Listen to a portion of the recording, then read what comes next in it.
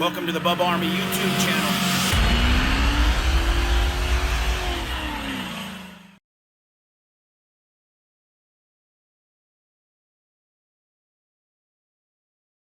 Hello, Steve Diacock.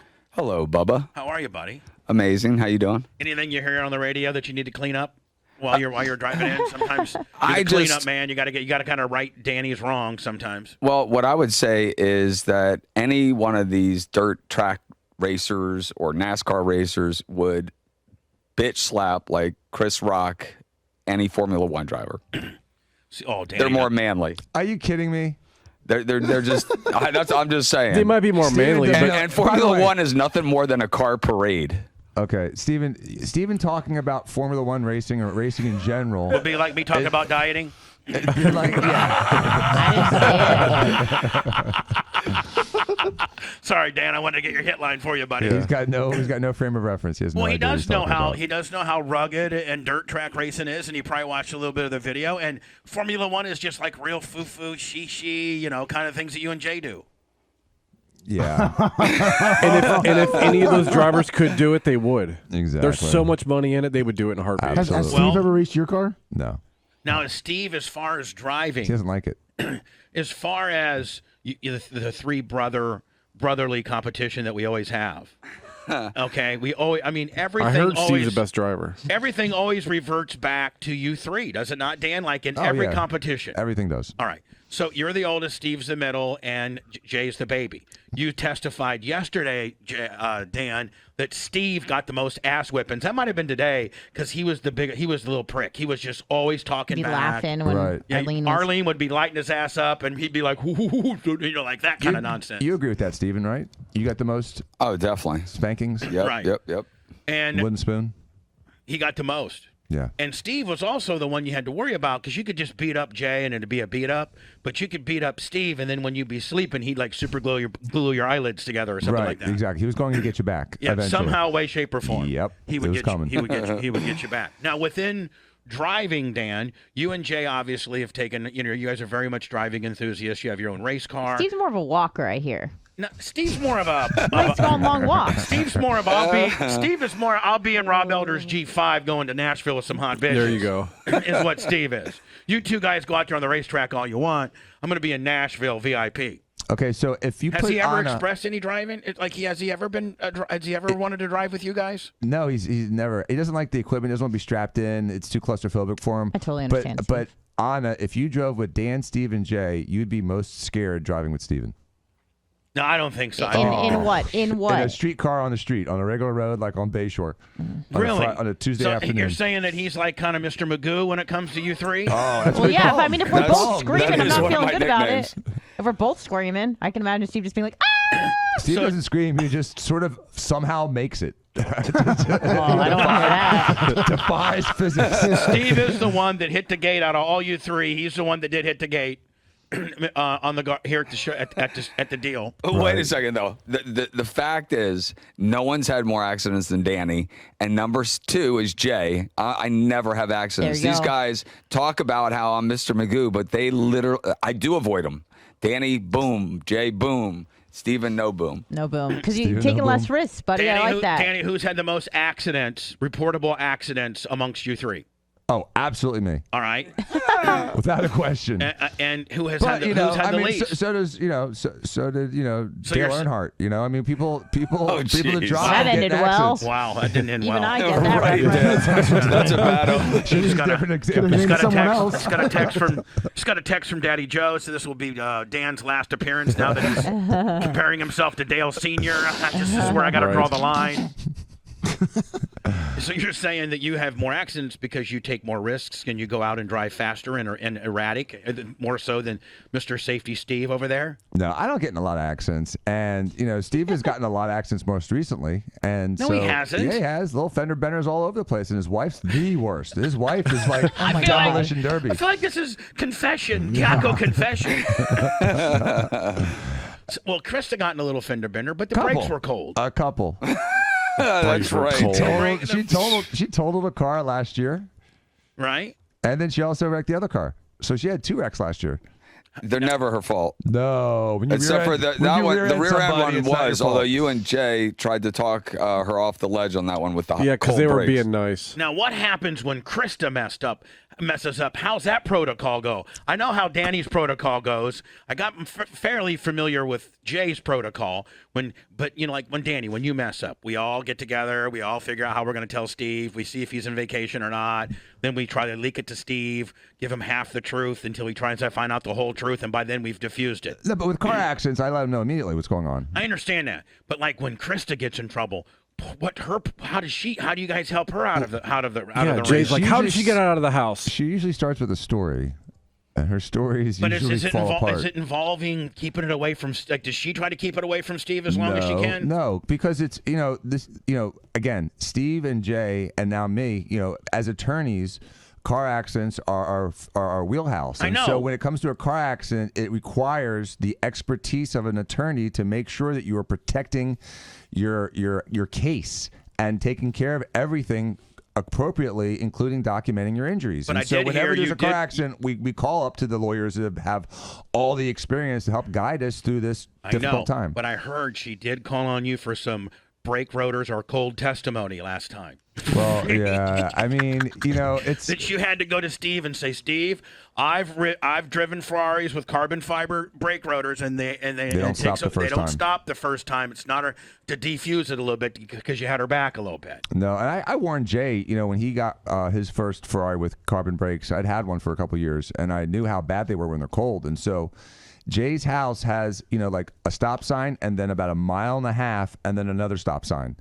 And so in the morning, that first stop sign does not warm up your brakes. And when you hit that other stop sign at, 40 and you're going right into the middle of traffic, if you don't stop well, it's dangerous. Well, and if you drag a little bit while if you warm them up and kind of give them a little drag. For yeah, that. a couple of taps, that'll do it. But without doing that, not knowing, I told Jay, when you get to that stop sign at the end of Davis Island, you have to hit your brakes hard. Be willing to push it all the way down to the ground because they're not going to Shut stop. up, Dan. I got it, Dan. Shut up. You thanked me. I got it.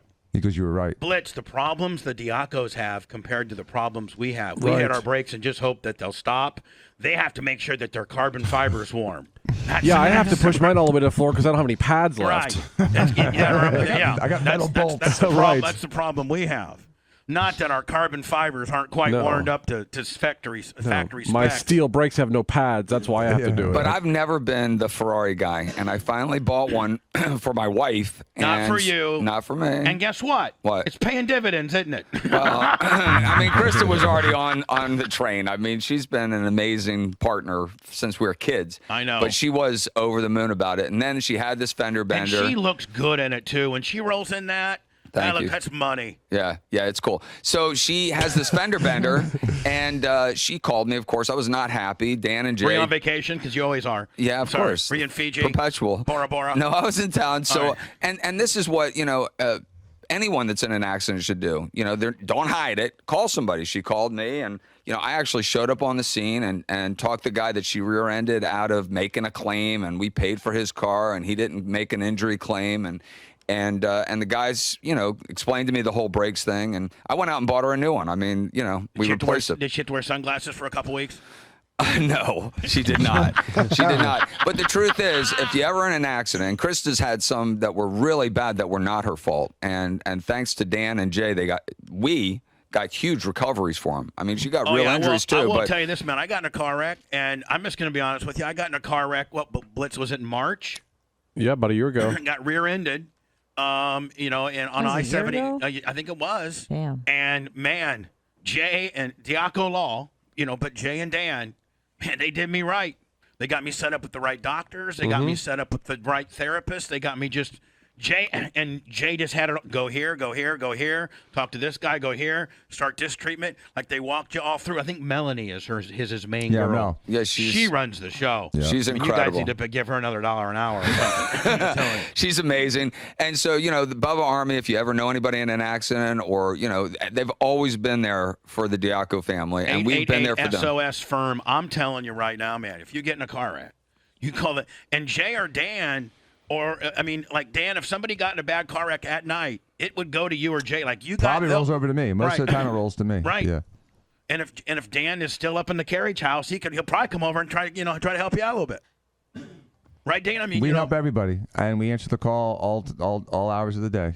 but it was just I can talk about this because it's settled, but just like Melanie was my girl over at Diacock Law, and then like she would make sure that you had your doctor appointment set up, make sure that the pip and the pop and the yip and the yope was all paid. Yeah, the pip and the pop. The pip and the pop and the yip and the yope. And she's just like, I'm like, but hey, I'm getting these medical bills. She's like, don't worry about it. We're gonna negotiate them down. It's what Jay does. So they come in with this one figure, which is all right. And Jay looks at me and goes, we're not going for that. We're not going for that. Give me a week. I said, okay, whatever.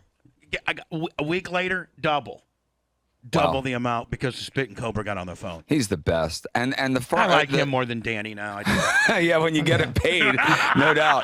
But he the signed insurance the check too. It's from his escrow account. I love him. Isn't that great? He's really feared by the insurance companies. He's one of the best trial lawyers in the country, in my opinion. You saw him in action. Oh. And so here's an insurance company. They got to settled. realize that he will go to, like some of these insurance companies, they're like, we're not going to worry about these sod busters. Yeah. They're not going to trial. Right. J. Diacock has one of the most high-profile trials. Everybody knows about it. So they know he'll go to trial and win. And Lex going to trial. Didn't recently, Dan, because I know that your day-to-day firm deal, that didn't recently, like you guys had and I don't want to mention any names or anything like that, but you had a case, and they offered you like $12,000, and you're like, listen, man, we're thinking 50. 50 and this goes, something like that. They're like, oh, no, we'll see you in trial. So you're like, okay. So you guys went to trial, and I think you guys got the guy $150. I think something like that. It was around 20, and they were arguing over a couple $1,000, and Right. we ended up getting like literally 150,000 more than the last offer. Exactly. I mean, that's how you guys roll. And that's what a good lawyer, when you're in an accident or something like that, does. I mean, If they're not afraid of a potential trial, then they're going to just lowball you. Yeah, they will. They will lowball. And it's incredible, Bubba, how many of these personal injury lawyers do not try cases, have never tried a case. Well, they got fancy card throwing commercials though, don't they? Yes, they do. Yes, They'll they chuck do. the card. Yep. They will. They'll spend more money on their big theatrical commercial than they will ever preparing for trial. or continuous legal education. Right. True. It's like some of these, and I'm not going to mention any names, but some of these hack firms. This is the way it goes with this new personal injury business. I think they go and raise a bunch of money. Now, you guys would know this more than me. They go and raise a bunch of money, and then they tell the guys it's not about how good of lawyers we are. It's about how cheese dick of a commercial we have. So we're going to take all the money we raise from these people, and we're going to come up with the cheesiest dick commercial there ever was. And we'll get you guys, 15, 20% back on your money after we've hit a few cases. I think that's kind of how it goes. It does. It doesn't go with, man, this guy's got a 9-star Hubble Yippee-Yo rating and won some huge high-profile cases, has a great brand, has been a lawyer for 25 years, got a nice office, nice firm, good people to work with. No, it's who's got the card flipping commercials that's been financed by some, investment people. That's what it is. Exactly. It is. And a lot of these guys use debt structures to run their cases, run their advertising, and the clients end up paying that debt back with interest on the costs on their case. It's just really disturbing how things have gone in the law. I don't like that. I don't like them borrowing on cases. There's been high-profile lawyers, too, including that guy out in California that was spending his client's money. Oh, what was the guy's name? I forgot. I dealt with him. Avenatti? That's one of them. That's right. Yeah, but Jay literally does not use debt. He's always kept surplus cash. He always pays for his own costs. He always pays for his own litigation stuff. He doesn't run debt. So he's not going to get into a situation where he's like, pressuring people to settle to feed the beast. It doesn't happen. That's why I like Jay more right now. I love Jay. Jay's gotten Krista and me some huge settlements, and I'm really proud of him. Who's your favorite, Dan or Jay? Don't lie right now. Don't lie. Oh, my gosh. Come Dan on. or Jay? Dan or Jay? Jay's probably listening, Costa, and I love them equally. Just like Arlene has a favorite. I will say that the early years, Danny and I were probably closer but Jay and I are fraternity brothers. We had so much fun through college, and in the later years, I got to tell you something. Jay's in the hero category too. I mean, it's equal. I can't pick a favorite. They're tied. Are you going to wear a Dan Diacock hero shirt? I would wear that.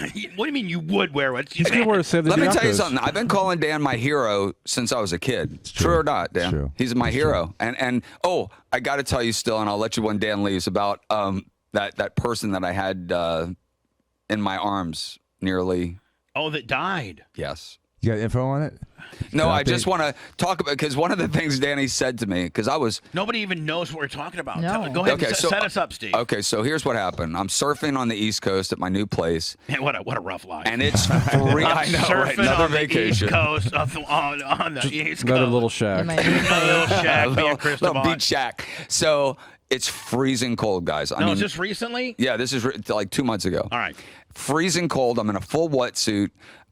Earlier that day, I'd just gotten over COVID for the second time. I was not in my best shape, and I went out without breakfast, and it was so big and so cold, and I'm not used to wearing a wetsuit, and I got caught in the impact zone that I literally didn't make it out. I paddled back in, just Now, what's the impact zone? where the waves keep crashing and crashing and crashing. Right where the whitewater starts. All the white water. And I just So got you just can't, exhausted. you just can't get up on anything, can you? No, I didn't even make it out to where you'd catch the waves. I paddled back in defeated. And so Thank God Dan and Jay weren't there. They would have been catcalling you the entire time. Oh yeah. So I went in, I had some lunch, I licked my wounds, and I went back out in the afternoon, had a nice session, made it out, no problem. I come back in, and it is cold. I peel off the wetsuit, turn on the shower, getting it hot, and for some reason, butt naked, I look out in my bedroom window, and I see this old man Fireman. Oh. struggling in the shoreline. But he's got a surfboard on, he's got a wetsuit. At first, I thought he was like a kid playing, and I'm looking at him, and then So all you're this. in the shower and Yeah. you're looking out over the coast deal. No, I hadn't gotten in the shower yet. I just Oh, was walking waiting for it to around get naked. hot. Krista Dong- was still dong in drawing. hand. Krista was still drawing your shower. Exactly. And so I'm on the 7th floor, and I see this guy floundering on the shoreline. And I'm like, man, he's in distress. I thought he was playing at first, and oh man, he's in distress. Then he goes down like into the water. I'm like, uh-oh. So And normally, you're 7 floors up. I'd call 911 or something. I don't know what got into me, because I'm squeamish. That's why I went law, not medicine. I don't like it. I don't like blood. I don't like death. I don't want to be anywhere near it. But for some reason, I threw on sweatpants, literally fell on my face, running out the door, get to the elevator, and there's an old couple. The other elevator's not working, and COVID, everybody's masked up and weird and on the East Coast. So I'm shirtless, and it's freezing. So I'm like, I'll get the next one. So I run back to my condo, put on a sweatshirt, go back to the elevator, run down, go through the pool with all these damn keys, and get to the shoreline. And nobody had seen him, but now another surfer had seen him and is pulling him by himself out of the ocean. And I grab the other arm, and we pull him up to the shore, and I start CPR on him. Oh my God. And he's foaming at the mouth, and he's got fish eyes. He's gone. But I'm like working him. And then we put him on his side, and we're patting him on the back and trying to get the water out of him. And Hey, Will, stop the press. We need Steve Diacock hero shirts. so, and there's, and I'm working on him. So you're and, giving him chest compressions Yes, and I am. CPR and the whole nine yards. Yes. Now, I did not give him mouth to mouth, because they say you're not supposed to do that anymore. Right. But Little puffs of breath. But I really wouldn't have wanted to, because it was bubbles. It was like crab bubbles coming Right. out of it. It was just so disturbing. And I'm like working on them. So finally the police get there, and the paramedics get there, and then they start working on him. And somebody asked for a towel. No one has a towel. So I take off my shirt, and they wipe his mouth and his chest. They were going to give him the paddles, and they do. They give him the paddles. And anyway, I was traumatized. The police are asking me for my info. I couldn't even remember my home address. I was so flapped up. And it's freezing cold. It's a female officer, kind of cute, and she's writing at her pad, so you can see her eye lines going down. And I had like freaked out, frozen pee-pee. So like there was Your penis was hanging there out? was nothing. Oh, You no, know it's what I'm like saying? half an inch. I had an Inzi. I was like Yeah. Ken and Barbie, right? You're like so I was embarrassed. elevator button. Right. I'm like, oh my gosh, this is so Did bad. she And she's see your looking, penis? Well, I mean, I was in sweatpants, dude, Were they gray? with no underwear on. Yeah, Yes. okay. They were You gray. should have turned around and chubbed a little I bit. wished I could have. But I mean, I had The an man's Inzi, dying, dude. but you're fluffing yourself up. I'm so But she's freaked in the out. middle. Why'd you have to? But she'll let a little elevator button. You just saved a man's life. Yeah. So anyway, I go Plus, back. Chris has and I- got the binoculars. She'll come out and whip some ass real fast. So I was just so freaked out, beside myself. And now I'm in the shower. I finally go back up. they've taken him away, and I'm just like, I can't get this guy out of my head. Next thing you know, And- Chris just shows up in a cop uniform, and you guys have hot sex on the railing. I'm sorry. I wish that had I'm happened. sorry. So I'm like really frazzled. And so I called Danny for support. Dan's been there, done that. And so I'm thinking Dan's going to make this all better. Uh-oh. And Danny says, so I tell him the story and he goes, Stephen, if I had been there, he'd probably been alive. And I'm like, what? That's not what I'm looking for. And he goes, you probably killed that guy. And I'm like, what? Dan's a dick. And he's like, and then he says, Stephen, I've saved a lot of lives. Dan goes, you murdered him. Oh, He man. said, Stephen, I've saved a lot of lives. I mean, a lot of lives. But I'll tell you something. You never forget the ones you lose. I mean, he is burying me. And then he calls me 0-1. You're 0-1. Now, did the guy die? Yeah, he did. Oh. So, Steven had to get his shirt. they gave me back my shirt. And I'm like, ugh. I'm like holding it with 2 fingers. I haven't worn it since. I mean, it did freak me out. But I'll tell you something. Even though Danny was like abusing me, doctors have always kind of made light of these situations. That's how they manage it and deal with it. And it really helped me process it and get over it, because Danny also said, look, you were there with him, you did the right thing, it's, at least someone was with him in his dying moment. He actually encouraged me too, but by making light of it, it helped me process it a little bit better. And That's great brotherly How old support, was the calling guy? you a murderer. Yeah. He was in his late 60s. He Oh, got a yeah. massive heart attack. Dan yeah, called him heart attack. 0-1. He's batting 0. Your poor Jeez. brother, Dan. You're such a dick. Isn't he horrible? Yes. He is a dick. He Yeah, is we deep are. down. Steve. Deep down, he's a dick until you need him. You're 0-1 with Yep. your chili wiener hanging out. Here's what Dan probably should have said. Stephen, not only did you kill the guy, but if I would have been there, the girl would have been able to see my penis because I'm so long. A eunuch murderer. Yeah, I'd be like, God, you did not represent the Diacock family. Jay, and, you know what? Now, Steve, Jay and him both claim to have a larger penis. Do they? Yes. Yeah. They say Wow. they say They say you're you're- you say you're definitely third, but Dan proclaims himself to be number 1, and Jay proclaims himself to be number 1. Could you settle the argument? Well, I mean, what are we going to have? What do you call that? Sword A fight. dong off. A dong off. No. Okay, I don't want to use the wrong No, word. no, we're not going to have a dong off. We're just going to be like, Dong off. Dong off. Stop. But being a brother, you've seen your brothers. We've all, I've seen my sister's boobs, and, my sister's probably seen Yeah, my 'cause you tear her wiener. shirt down. We've all seen our siblings, private parts. It's just a way of growing up. Steve, if you were to rank them, Because she was You're the the same only- as she's been at age you're the 4. only guy that can rank, Steve. You're the only person that has this standing. You. Yeah. Yeah. Okay, so Dan, Wow. Dan, don't mean mug him, Dan. I'm not. Okay. all right. I would say, so Danny said he's first, Jay's second, I'm third. Is that what he said? Yes. Thanks a lot, Dan.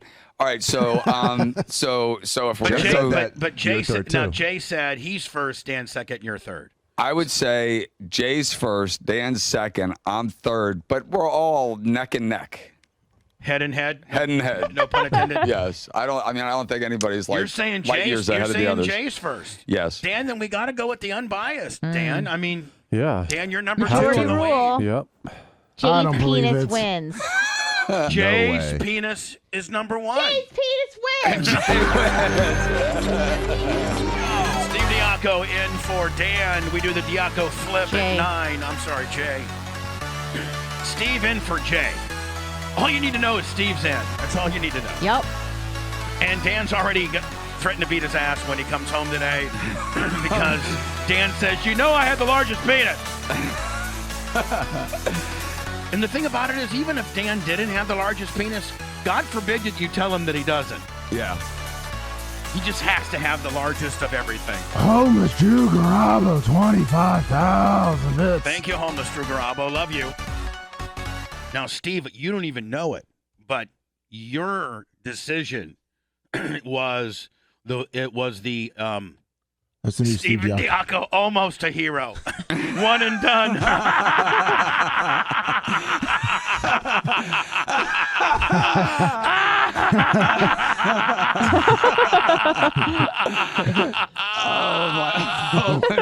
Oh, and one. Who did that? One of our T-shirt well did. Yeah. That is almost hero. Oh, that is Aren't you so funny. glad you don't got to dress like that anymore? Oh man, I don't even like my suits are gone. I have one suit for funerals and weddings. I love it. Right. I love it. Just I roll don't miss around like any you of look like it. a beach bum. I don't miss I love any it. of it. I love it. Now hold on. Dr. Dan Hold on. Diacock, Now, Steve, you don't even know it. So I go. Esquire. Hold on. I gotta. And Hold on. Let me get that. So, Steve, I go to Dan's office, and they got me waiting in his office. And Jen comes to me and says, "Hey, we got to put some face numbing deal on you, while you sit here for a minute and process. But then, let me show you this new wall that Megan is doing. She's our. We brought her back. She's an esthetician or she's a doctor. She's a PA. Yeah, she's a physician assistant Real deal. that went to school, and is now our main girl. And we're trying to make this particular room that she works out of a little less medically. A little less clinical. Yeah, more fun. Yeah, more spa and fun kind of deal. Instagrammable wall. Yeah, Which is very important. And if we need to bring in the laser machine or something, we'll roll it in, but it's going to look very, very safe and unintimidating and stuff. Right. And so she herself hand painted all these lips on the wall, and Dan hasn't seen it yet. But we need you, Bubba, to tell Dan how cool it is.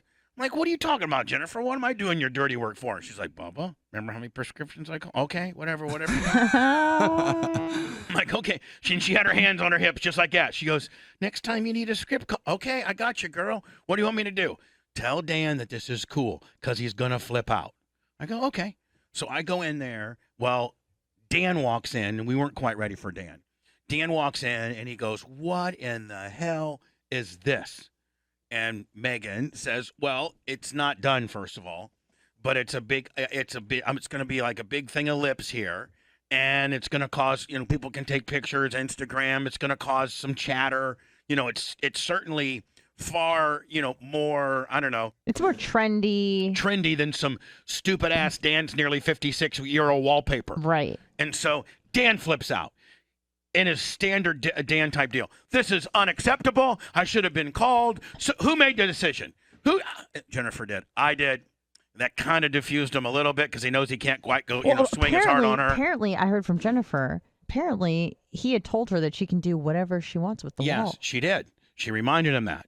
She said, well, Dan, you said we could do anything we want with the wall. He's like, yeah, but this is obnoxious. It looks stupid. This is done. So I say, Dan, because I'm being hired by Jennifer, Dan, I'm a hired gun. Dan, this looks cool. This is what all the chicks that'll be coming in this room want anyway. Not what our dumb 55, 56-year-old asses want. He goes, just wait till Steven sees it. I'm telling you that right now. And I go, oh, yeah, Steven, that's my buddy too. Yeah, let's just wait. Let's just wait for Steven to see it, Danny. I'll bet you anything Steve will agree. No, just hoping to God Steven would see that Dan was being bullheaded. So we actually agreed that whatever Steven's ruling was, because Dan kept saying, oh, Steven's going to hate this. This is the stupidest stuff ever.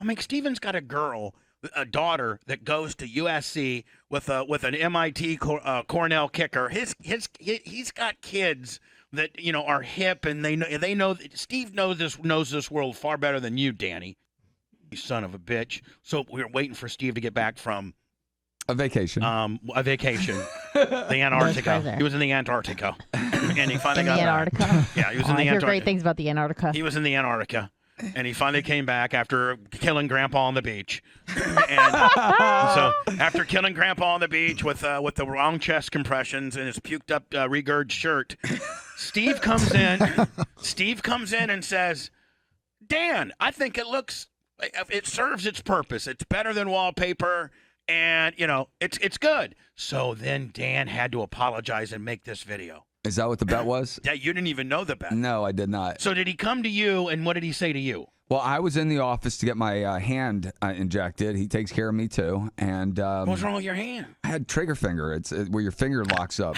and he shoots. You got so many things. I know. So he's not just a plastic surgeon, but a hand specialist. Yeah. He doesn't like to do that work, but he knows how to. So he injected it, and it released the trigger. But while I was there, he's like, "Come in here." And he shows me the wall, and I thought it was playful. I thought it was fun. Now, he does have a point. Some of them look Like buttholes. A Like little anuses? butthole-ish. But you guys do butthole bleaching too. That's the thing. And when I found that out, I'm like, that's perfect because this new PA does that. Right. And she can run anything. In fact, the news that's coming out, and we haven't really made the full announcement, but I'll make it right here. Danny's opening Diacock Med Spa in the same location because now he has people that can do these services when he's in surgery. Oh, really? Yeah. So like different services that he would have to do. He now has a physician assistant and other help where he doesn't have to necessarily be there, and he can do more things at his place. Correct. And, a physician's assistant doesn't sound as important as it is. First of all, Megan, she's brilliant. She's beautiful. And Newsflash, she's hot as hell. Sorry. Well-educated and well-trained. Physician's assistants can do just about anything a doctor can do, and it's a very extensive training. Can I tell you something? Very difficult. She's far better at Botox than Danny is. Well, she's got really gentle hands. Yeah. She's Hey, amazing at I don't know what if she you does. get Botox at Danny, but you might want to fire Danny and go right to Megan. Yeah, she's great. And then we also, Jen, who's in the middle of the three women. The one with the hands on her hips and who does not want to be there? No, that's Jen in the Jennifer. middle. Oh, yeah, right here. Jen. She just came back. Yeah, she worked for us for years. In fact, Bella's worked in the office a lot, and she said she's the best of all the employees she has. She just cares so much. Well, she goes back and becomes an esthetician. So between the esthetician and the PA, you can have just about any type of procedure done in the office stuff when Dan's still in surgery. And this is Dan's number one nurse in opera. I call her Plant City because she's a little sassy. Yeah, she is sassy, I but like she's her. also really talented. I mean, she does all the surgery work with Danny. I mean, These two people right here What's are her real name? the only two that can really tell Dan the truth. Everybody else has to kind of filter. Now this one's a spark plug right here. Yeah, she is. This one does not put up with nothing, and she knows how to go. She knows how to negotiate. Jennifer, Danny and I got into an argument in the office once, and we've done that for years. My brother Jay and I used to have them back in the day too, and because we're brothers and we're Italian and we're loud. And you're number 3 on the penis list. I'm really glad I confessed that. Sorry, just by a head. Maybe Sorry. we should have a dong off. Yeah, I there don't you know. go. I'm so close. I'm already Monday, third. dong off. I'm third. I'm probably 4th or 5th in the building. So anyway, go ahead, Danny. Steve. So anyway, after we had this, argument, she took us into the office and she said, "This will never happen again." And She's stressing you two down? she talked to us like a mother, and she was right. And it's immature. It's unprofessional. Was it in front of clients? No, there may have been some around, maybe But not in her lobby room. office. She took it. She brought brought us in, and she said that can't happen, and I'm not having it. And we have such respect for her, and she demands it. That it hasn't happened again, and I doubt it ever will. Man, not too many people can take you two people aside. That's what I'm saying. And lay the law down. No, Well, she's great. for real. Here's I Danny. love her. Here's Danny. This is Dr. Dan Diacock, Esquire, Look at Jennifer. Oh God, really, really. and I am here to apologize. And look at she's looking at. That's the only one we'll hear from you in about 3 years because Bubba and Steve made you do it. He's also locked the door so we can't leave. I incorrectly thought that Steven would not be pleased with the wall, and to my surprise, he was quite taken by it. After Bubba dirty dogged me with the Steve kicker, I now have to admit So, I'm wrong. I'm here to apologize to the staff. When does that happen, Steve? Never. Anyone else whose feelings I hurt. And he owed me $1 too. Wow. I thought you let that go because of the car thing. Yeah, I did. But it's become part of the office and Good Jennifer. She's like, this will never happen again. part of us. So here's my apology. I'm sorry for doubting your artistic talent. Don't forget. They're all laughing. They're all This laughing. mother effer. This mother effer. He's gonna be as soon as that camera's off. He's gonna be the biggest dick ever. Hate him Like, so follow, much. subscribe. Dr. Dan Diacock, Esquire, Bubba Loves One Show. And they're all saying, We hate Bubba, that douchebag. stupid fucking so much to do with No, those I think bears. they love me They love because Danny. they love me too because I'm the one that can get stuff done in there. Yeah. They do. They do. It goes Bubba and then Steve. That's how it goes. That's how it goes. Bubba, then all crap. Well, sometimes I'll go to Krista. Krista can get stuff done in there too, can't she? Yes, they adore her. And she's worked in the office a lot. In fact, she was texting me when I was talking about the accident. Tell them that I was working in Danny's office covering that whole day when I had that rear end accident. Oh, I know. So- For free. Then like she ain't getting a paycheck. No, she doesn't get paid. But she does work a lot there. Well, when somebody's sick or out, she jumps right in, and she's amazing. Yeah, I've seen her there before. She's the coolest. She's awesome. I love her. She was so sweet on Sunday, inviting us in, getting me drunk. Love her. She Oh, adores Crystal gets you drunk now. Yeah. Blitz and Anna. She adores them. She was awesome. She's like a Yeah, we're gonna do couple stuff. she's a hot nurturer, is what she is a hot nurturer. Yeah, she is. I've been over to dinner before, man, and like you can't even get the bitch to sit down and be like, "Can you sit down and let us enjoy dinner?" You always have to be up trying to serve us. Can you just? I know Steve's got you trained, but Steve, can you tell her to sit down for a little bit? She's making me nervous. It's so awesome. I'm the luckiest guy in the world. She's the best. And she's so beautiful. She Yep. really is. I think so. Let me do some words. We'll wrap it up next. And this is Krista. Krista. Oh, jeez. It's Bubba. We're live. Is it okay to go on the air? Hi, Bubba. Hi, Krista. Listen, Steve's going to need some assistance today when he comes home. Okay. Dan got into this, who has the biggest penis deal, and then Yeah, I heard the whole penis size thing. You guys are putting Steven way at the bottom of the line, and that's not fair. I know, and he's Steve real, put himself there. and he's tore up on the deal. Now chat's calling him, it's Tinky Winky Stevie, and he's really flipped out about it. And I was like telling him, I've not seen his penis, but I bet it's pretty girthy, Quite so. So, Steve's tore up about it. He's deep down, he's laughing, but inside he's crying, and he's not happy about it at all. I can see his little trigger finger going They're calling crazy. him trigger waiter Diacock. Oh, my God. Trigger wiener Diacock. Small penis, let him die, Diaco. Yeah. Oh, my God. Yep. Small penis, let grandpa die on the beach shore, Diaco. I mean, yeah. Horrible. Oh, my God. Well, he gets the job done, Bubba. He does, Always, and he so. already proclaimed himself that his wife has no less than 2 orgasms at every lovemaking attempt, and that he's as thick, Wow, and, you guys really got into it. and he's thicker than a Red Bull can, is what he said. So Thicker than a Red Bull can. Yep, affirmative. there you go. That's Oh, all we boy. needed. So Steve, Thank you, baby. maybe third on length, but first on girth, Steve. There right? you go. Is I what would I'm say thinking. that. Sure, Yeah. I'll take that. Third on length, first on girth. How would you rank them, Krista, if you had Yeah, to you've rank seen all three. Well, since I haven't seen the other two, Well, now. I have to go Steven number 1, and I'll probably say Dan number 2 and Jay number 3. Oh, Dan's he's fist pumping right now. He's so happy. He's like, well, first of all, Man, I can't believe I'm doing this. I think my mom and stepdad are listening to the radio today. They're She's gonna like, be hey, so Mom. proud. Hey, Oh mom. my Lord! I'm so Hello, sorry. Mom. Hi, Mom. I'm going straight to hell. It's Krista. So sorry. I was going to try to end up in the same place that you and the parents are, but I'm not going to be the same place. I'll be burning up in hell. Oh, But God. my We'll husband we'll does some have a fun Red down there Bull in hell can. together, Bubba. What's that? We'll have some fun together in hell. Yeah, we will. You got me penciled in too, huh? Yeah, I don't think there's any question where I'm going. So, Steve, thank you for being such a good, sport on the deal. Oh, man, it's all good fun. I've seen all I love three. you. I've seen all three, and I'd probably put Steve at 2, to be honest with you. Thank you, All right, Bubba. Okay. Thanks. And that's all. And you know what? I'm going to screw with every other Diaco's mind, and I'm not going to say the other two positions. Oh, Yeah, I'm just going to put Steve at 2.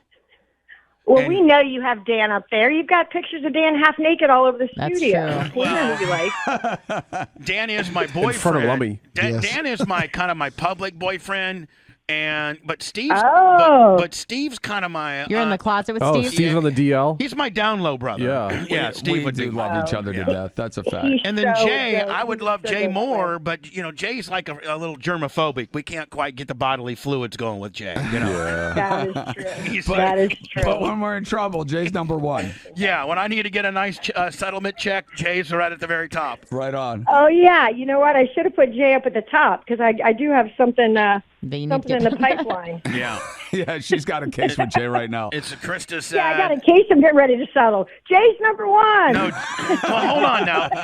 Even ahead of your husband. Wow, that was fast. Yeah, what a sellout bitch, man. She'll sell right out. She didn't matter. She just wants that money. Yeah, she's like, honey, I could have said you, but the check's gonna be bigger if I put Jay over on it. My check is your check, honey. You want to go to? Aren't we going to Fiji again? I mean, please. I actually, Oh, my God. bud. Actually, I think I'm doing something good for my community because I'm calling the state of Florida and I'm asking them to remove the Diacockos as residents because they don't live in Florida as much as they do other places. Oh, we do too. No, You're Steve, so funny. you don't even really. You're like about a half a resident, aren't you? It's getting close to that. Yeah. Hey, can I have your house in the? Can I house sit when you're gone? Yes. Oh, that'd be the best. Absolutely. We would trust you in there in a heartbeat. Absolutely. Anna, you've seen their home. How I have. I've been it's- inside. Oh, it's so beautiful. It's gorgeous. I Stunning. just don't think Thank I could you. make it Yes. upstairs to bed, though. I have to sleep on the couch. Those stairs are Too many brutal. stairs. Those stairs are brutal. Hey, Steve, I slept in the garage last night. Yeah. Have you ever slept on the dock before, Steve? Like, have you ever gone out there and On put the like dock? a sleeping bag? Yeah, that'd and, be nice. No, that's seriously like in Yeah. March or something. No, I've never even thought to do. Well, I've fallen asleep out there just lying out there with my Bella likes to lie out there when she's home. She gets tan out there. And He's I've an indoor napped. cat. He doesn't like to sweat. That's something I would do. Yeah. I mean, Like, indoor dog would be a little better than a cat. Thank you. Yeah. Oh, no, your brothers say you're an indoor cat. Yeah, they That's do. what they say. They do. They do. They call you an indoor Yeah, cat. but Danny also I admits am. that he is as well, an indoor cat. Yeah, Dan's an indoor. They're all indoor cats. Yeah. They're all. Nothing wrong with that. Yeah. I like indoor cats. Yeah, I have so- two. With carbon fiber litter boxes. Yep. No, but Right. Krista would be a guy. Like she would spend the night out there, like on an Yes. air She's mattress. a lot more rugged. She is. She's the most rugged of all of us. She probably is the most rugged of everybody. Yeah. Maybe her and Candle would be like. I'd love to see a Yeah, fight that- between her. She has West Virginia roots. Candle and I would be neck and neck with that girlfriend. She knows what she's doing outside. She was like in the 4-H, you know? Yep. Yeah, you got Plant City versus West Virginia. That would be. Isn't that where Krista's from, West Virginia? Yeah, that's right. Mm-hmm. All right, Krista. Hey, again, Steve's number 1 in girth and number 2 in length. Okay. Yes. Okay. See you later. See you, baby. Love Bye, you. Krista. She's the best. I love her. The best ever. Love you. The and you know what, Steve? I mean, I'm not trying to be sentimental, but you and I have gone through some hell. Probably only you and I can even like your brothers and some of our friends can't even really wrap their head around some of the pressure that's been put on you and I in this community. And people come and go in your life, and there's one person that never wavered at your highest or your lowest moment. And it's that bitch right there. She is truly she's your trap queen. That's a fact. No, for What a real. title. That's a fact. No, for real. When the feds were scaling over your wall, who answered the door? She did. Yeah, she's the most amazing partner I could have ever dreamed of. And when I was doing boxing, remember Henry Grooms? Yep. He used to say these things that called mother's wit, and Like old timer sayings. Yeah, one would be like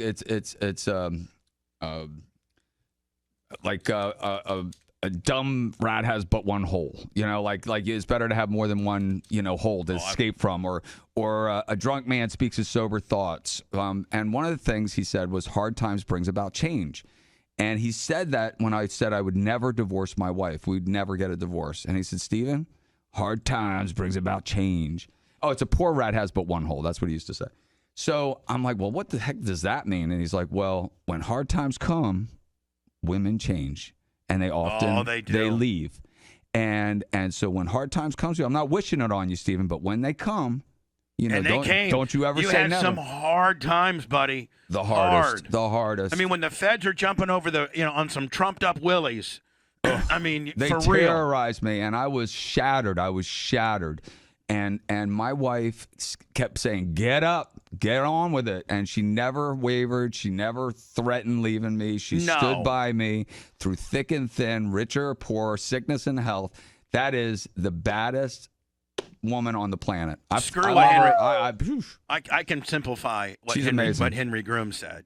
Krista Diacock's the baddest bitch ever. That's She what is. he should have said. And you know what? He respected her, too. Oh, she's the greatest. Thank you. Her.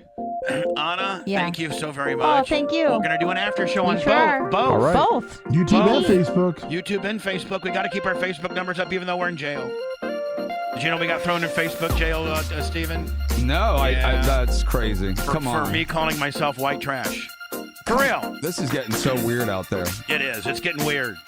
Lummy, at the bar party, were people wanting to look at your Trapper Keeper? Yes, I had to hide it though because there were rumors that people were They're going trying to steal it, and or. So I like, wonder if take you wonder you papers. didn't take it off premise because I mean that's your baby, is it not? Yes, At well, all I had it times. for $1.99, and then I hit it pretty well. Lummy, can you give the camera a little look see at your Trapper Keeper and how thick it's getting and. Looks like his wallet. Look, this is Lummy's Trapper Keeper, and this is all the show notes that he is supposed to have written down. It's just his Trapper Keeper. Anytime I tell him, Lummy, write this down, or Lummy, on this particular day, I'm declaring a new law. Like that's what most insane dictators do is they have somebody write it down and then they forget. That's what Putin does. Right. So Lummy, can you give people examples of what's in your Trapper Keeper? Let's see. I have. Well, first of all, you have the pedigree of the belt, do you not? Correct. Yes. Right, I don't need to hear it. Okay. But you got that. Like what Is other anything organized or is it just like day by these day? are it's organized in his little head. The blue one is all where the former belts. Blitz, like in your tool cabinet, you may not have your half-inch where it's supposed to, but you know where it's at. Yeah, it's organized chaos. Right. Controlled. Like, let me go through some of what you got written down there, okay, buddy? It's a very big moment for you, Lummy. Lummy, I'm trying to take some heat off the fact you didn't have the belt. Yeah, well, dumbass. like the newest stuff I have, like here I have the cream machine tires. I have the bathroom, the trash duties, which I got to change those since I have decap still written down for one of them. So those are a little old. BRN personality disorders. Oh, what's that? Oh, what's that one? Oh. Hold on. Go through your BRN personality disorders. What's that? Bubba has the schizoaffective savant. Is that what I am? A schizoaffective savant? Servant, please. Okay, and what's Anna? Anna is a. Blitz, clingy. it's fun to go back and look at some of our notes. Is Of course. it not? Yes, Oh, of yeah. course. Going to the yearbook, We're going to the yearbook. We're going to the yearbook, Lummy. Go ahead. Let's see. Anna is a clingy, needy, Asperger type BDS, which is body dysmorphic syndrome. Man, That's me. Honest to God, did we have a professional come in this day in diagnosis? Yes, Dr. Bubba. All right. And so I am what now? Schizoaffective and a savant. And Anna is a clingy, needy, sort of Asperger BDS, which is body dysmorphic syndrome. And what's Blitz? Blitz is a borderline personality disorder / negative. And am I the one that made all these up? I think it was a we group kind of went effort. around with it, and Dr. Dan too. Okay, and what's Dan? Narcissistic sociopath. That's boom, boom, hallelujah. What are you, Lummy? I'm a Stockholm autistic. All right, continue on to go through some notes. I mean, God, I wasn't even prepared for this content. This is brilliant. Bubba's 4 personalities. Oh, I have 4 personalities? Yeah. Who's this determined by? You. Oh, Yeah, you. Okay. Different Bubbas. One of your personalities decided that you have 4. Yes. Oh, the so me, one of the my me personality. The what now? The me. All right. What's that mean? You just put me, like you're That's just a all you. about yourself. Yeah, the true you. Yeah, All the right, true so you. like the real me. The one that no Yeah. one sees. Well, yeah, that nobody. They're not even you know. Yeah, I know, but I don't want to know. This is a mystical creature like the Yeah. Loch Ness Monster. The me is I know him, but I don't want to know him. He scares me. Mm-hmm. He does. I know. He scares me. Go ahead, Lummy. The radio me. Yeah, that guy. That guy's cool as hell. He Like is. everybody likes him. The Please. family me. Yeah, and I'm the- not doing so good there. And the sales me, which is a flim flammer, skim scammer. I'm a good on 2 and 4. 2 and 4 is what's paying the bills around here. I have what you wanted to name your son Ezra Elvis Clem. Okay, that's fairly recent. The oldest lady you banged was Ella, which was the 54-year-old landlord in Chicago. Oh yeah. Yeah, this is stuff that you have written down in your yearbook there. Yeah, your phone screener in San Antonio that you had a crush on was Lori Lori. Flores. Yeah. Oh, and then the last day on the air, we were having like a little going away party for me, and she said I have a present, and she like wore something kind of cute that night, and it was on the air, like an on air, going away party. Back Blitz when you knew your last day because they were all happy for you because they weren't getting fired. You're actually going to a bigger market. So they had like a little on-air deal. Lori Flores was my 18-year-old Hispanic very good girl that I thought I could turn into a bad girl, but I had such a crush on her. Sure. But I had such a crush on her that I couldn't even tell her I had a crush on her. Oh. And because I was like her boss, she was my phone screener. And What's so wrong with that? it was just all this I was stuck in the friend zone. Blitz, it's like you with Anna, but I didn't have a me to help her along. Oh, okay. You know what I'm saying? Right. I mean, Blitz, let's just be honest. I mean, I really helped you with Anna. I don't know how long it would have made it just continue to be in this big purgatory, like no man's land deal. You could have just been stuck in the. Well, we never would have met. So That's there's that. true. All right, well, you never would have met. So. And then Yep. secondly, Anna, if I hadn't on February 14th say, listen, Anna, Yeah. do you think it would still just be this uncomfortable thingy? I mean, do you think you would have eventually got to this point? I don't know. Because you had 2 years to do it I on know, your own. and I didn't get it done. So I think I really needed the kick in the ass. You Thank you did. so much. And I didn't have a kick in the ass. So I had this biggest crush on Lori Flores. So they had this party at the end of the night. My show is 7 to 11. So the entire staff came in at 10 o'clock. It was like, Bubba's going to B96 in Chicago. We're so happy for him. Blah, blah, blah. And so after the party, it was 11:15. It was actually really, really cool because even the salespeople came out that late. And That's that, awesome. That was a Friday. No, it wasn't a Friday. It was a Friday night because my last show was going to be on a Friday.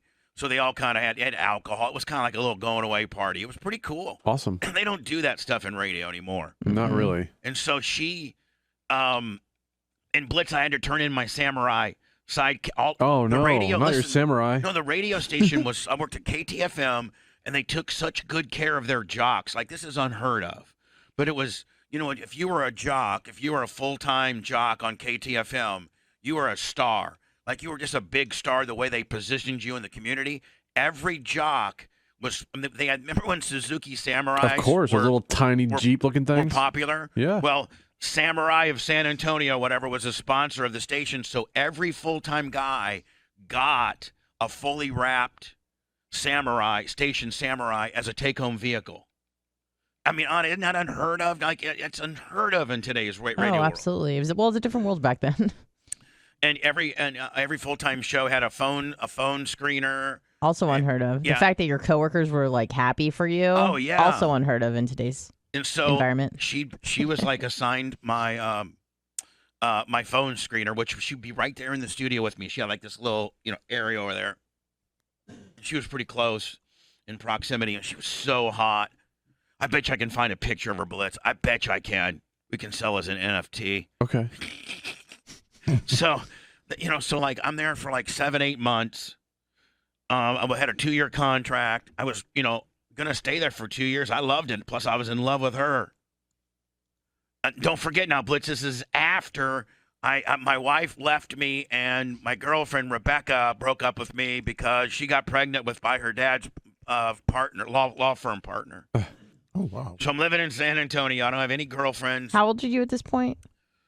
What would have been 1987. You were So 30. So I'm 21. 21. Years old, living in San Antonio, just got divorced, and the chick that I left my wife for just broke up with me. And I'm all by myself, and I'm a white guy in San Antonio, and, Barely spoke the language. and barely, I didn't even know the language. Because you can't speak white guy down there. Mm-mm. And white guys, there's just a lot of hot Hispanic girls. Lots. And they're hot.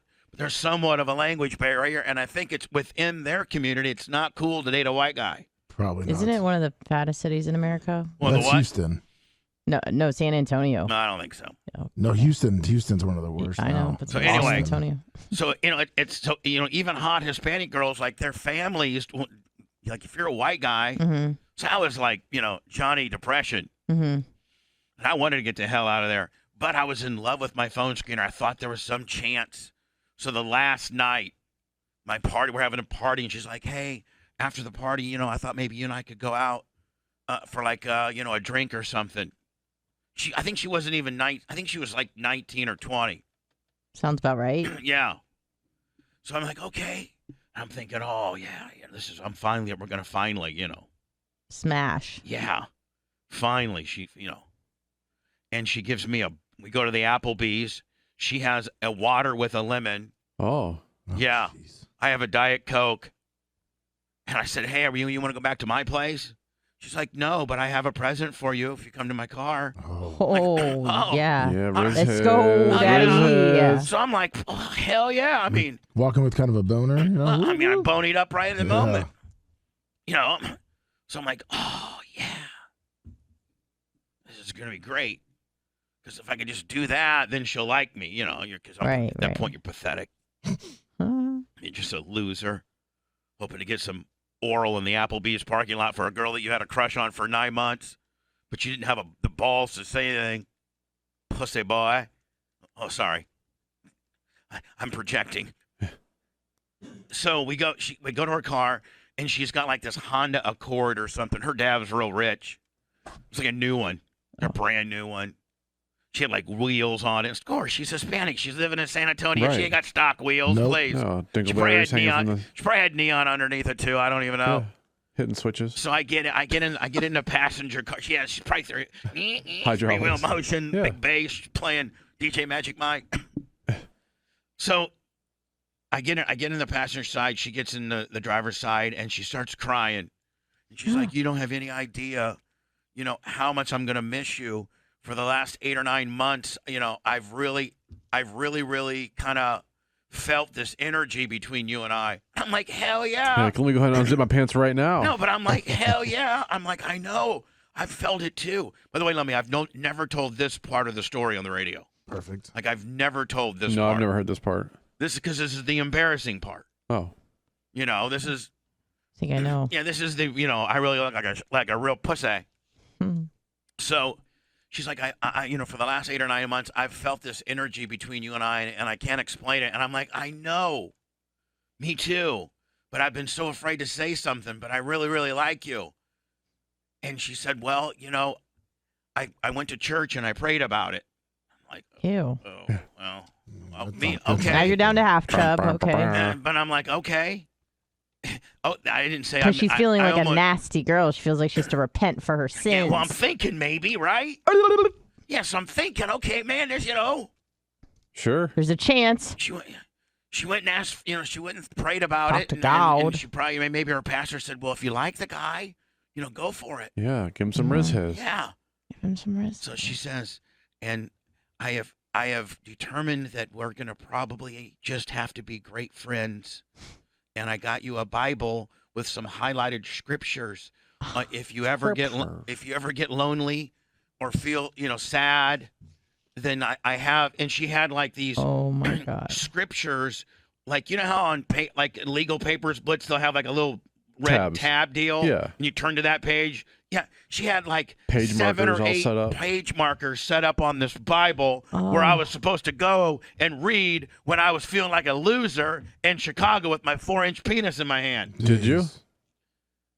I still got the Bible. Do you? No, I don't think so. I don't know how many. But you didn't throw it away right then? No, I you rub your penis on it? I should have thrown it right back in her face and given her a black eye. Should have. I don't know why you Yeah. didn't. That's what a pimp would have done. I Yeah. don't know what a pussy does. Did God tell you what a pussy did does. God tell you this? I'll tell you what a pussy does. Pussy starts crying like I did. You start crying? Yeah, I'm like, man, I really liked you. I thought we'd be more than friends. And she's like, I thought there was a chance, but with you going to Chicago and everything, like she kind of threw that in there. Right. So I was like, There were some feelings. yeah, she's like, I thought, and then I would have said, well, I wouldn't have taken the job. I would have stayed in San Antonio. And then she's like, you can't do that for your career. Cause she was a radio girl. Yeah, Like yeah, she yeah. knew, she was worked at the radio station because she's interested in radio. So she knows, San Antonio was like market 36 and I'm doing nights. And Chicago's 3. Or I can go to do nights in Chicago market 3. Sure. Yeah, there's no chance. You got to take the job. Right. And even though, I was making like 40 in San Antonio and in Chicago, they pay horrible. They just pay you what AFTRA scale was. So I was making 60. But that's a huge stepping stone to But yeah, you take the big time. you take the pay the pay push and for the market of it, you know. So then you're and I think at one time, Blitz, in radio, I don't know if this is a stat or not. I was been told by Joel Denver and you know, some of the radio historians that I was the youngest guy ever to have done mornings, afternoons, and nights in a top 5 market. Huh. I did nights and mornings in Chicago. Oh, before the age of 25. Okay. I did nights and mornings in Chicago, and I did afternoons in Philly, all before the age of 25. That's pretty impressive, is it not? It is. Yeah. Market 3 and I think Philly's it might be market 8. I don't know. Sounds about right. But I think I'm the youngest guy ever to do mornings, afternoons, and nights in a top 10 market. That's cool. Which is Awesome. pretty cool. Yeah, it was cool. So cool that I tell Lori Flores, I'm like, well, what if I want to be more than friends?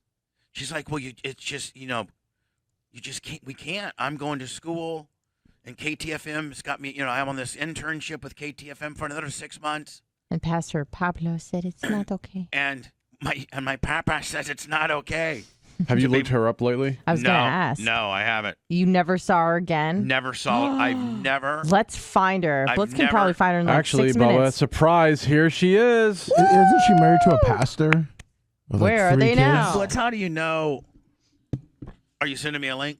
Oh no, she works in radio, doesn't she? Blitz? You guys, I don't know. after 1988, after 1988, 89, whatever, I think it was 1988, yeah. After June of night, after June of 1988. That's when I left. May of 1988. I've never seen or spoke to her. I think maybe when MySpace was a thing or something. I don't know. I think we had some type of correspondence. She wasn't your top 8. Boy, Anna, how unbelievable of a show would it be if we could zoom in all of my exes? That'd be amazing. From Maybe like a long show. Well, like the main girl. How many would come on? well, none of them would. None of them would. None of them would. Or at least call them and try to get some answers. Let me write this down. These are the most famous exes. Okay, no, you might have it. That's it. Well, I got written down. that list. Yeah. You have a list of Bubba's exes? Yes. Go ahead. Do you want me to just do after high school the ones I have? Yeah. Well, Because you got like Nikki Daughtry. Yeah. Well, she could put her down. Yeah, she was. I mean, she was like one of my first girlfriends. Chris Andrews. No, don't scratch her out. Penny Proctor. Scratch her out. Christine Hudson. Oh yeah, she's definitely in. Whoa. Christine. That's one. Are you scratching out like the not so good looking ones or the ones? No, the ones that I didn't really have that. Like you wouldn't. It was kind of more of a fling. Okay. Than it was That's like fair. like a real relationship. Yeah, was like 2 or 3 timers. The other ones are relationships. Like I dated them. You know what I'm saying? Mm-hmm. Right. Okay. Christine Efferson. Yeah, Elifson. Yeah. Big boobs that rock. Jill Fox. Yeah. Rebecca Hamilton. No, Rebecca Hamlink. Hamlink. Sorry. Yeah. Andrea. She was kind of more of a. No, she was a fling. Holly Marshall. I got in a lot of trouble, Blitz, when I brought this Andrea chick to my conservative. Remember Amy? Oh, was this like the stripper kind of dressing one? Okay. Remember Amy, my cousin that I used to watch? Yeah. When I was in the closet. Not that I was in the closet sexually. I was actually physically in the closet. Right. Why? And I was like 12 and she was like 16 and she was starting to mess around. Right. She was cute. So I like a couple of times would stare, you wonder where you get my voyeur, brother. Yeah. And so she was getting married and I was in Chicago at the time dating this girl named Andrea. But she was really kind of stripperish. But she was real rich.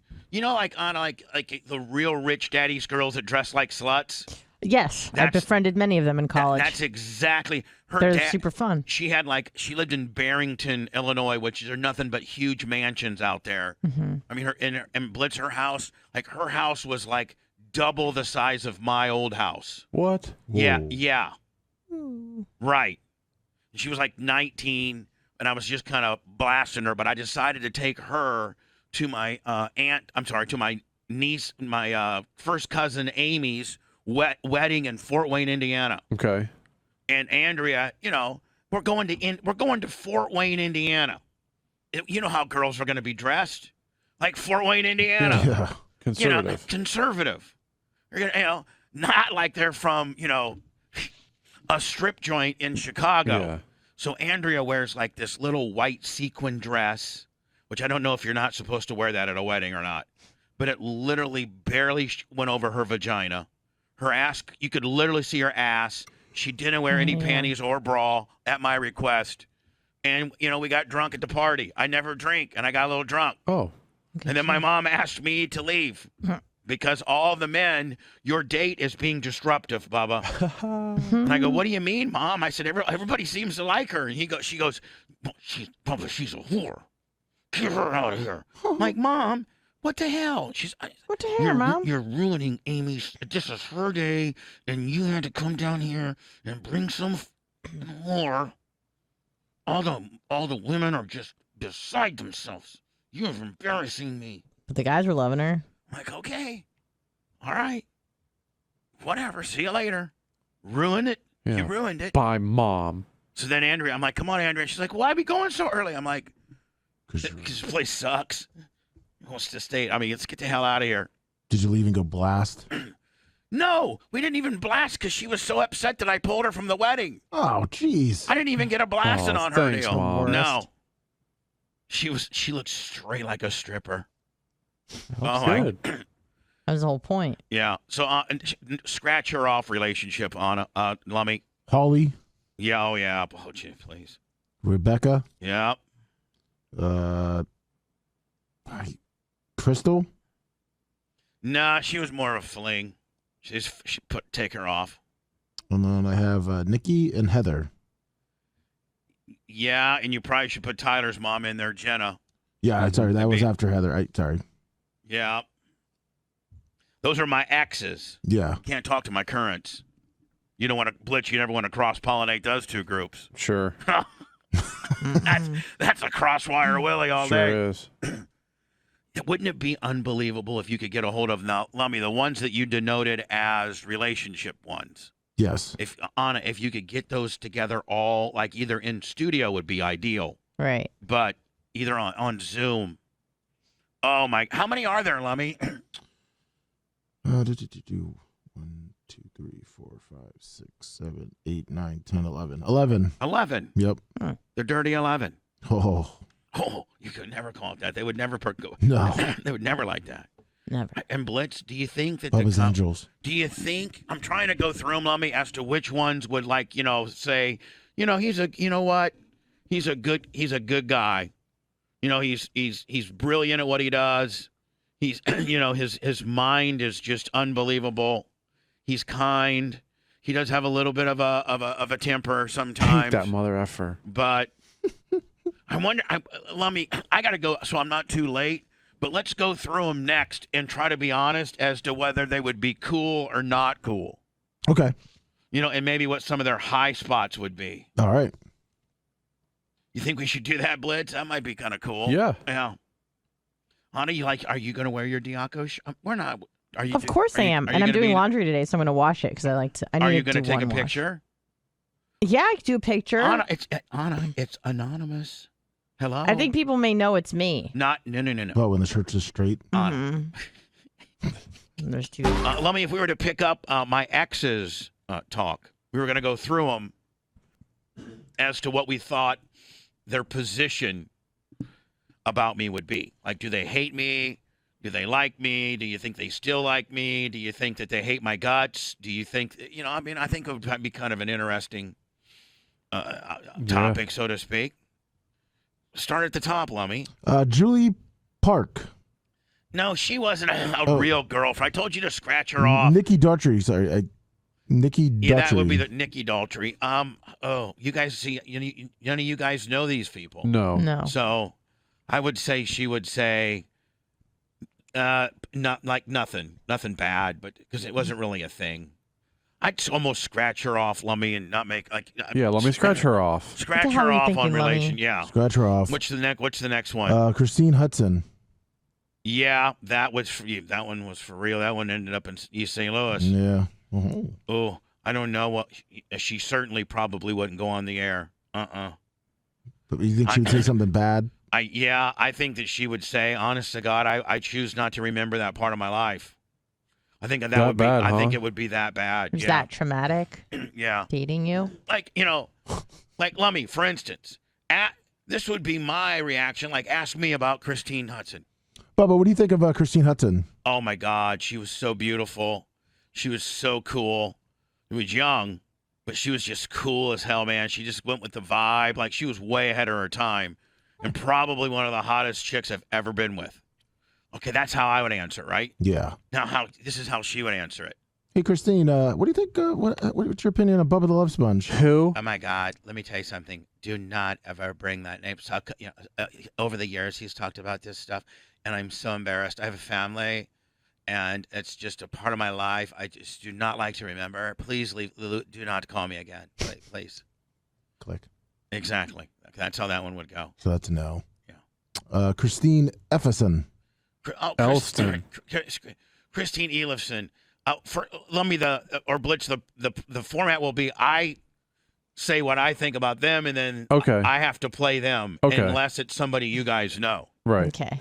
So Christine Elifson, big boobs, kind of a tease, was hot, but I think was kind of a player.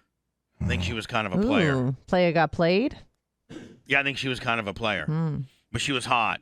Big jugs from Too big or just right? No, just right. Just so right. Mm. And okay, now Lummy, I have to be Christine Elifson. Hey, Christine, what's your opinion on Bubba Clem? You know, Bubba and I hooked up 2 different times. Once when I was lived in Southern Illinois.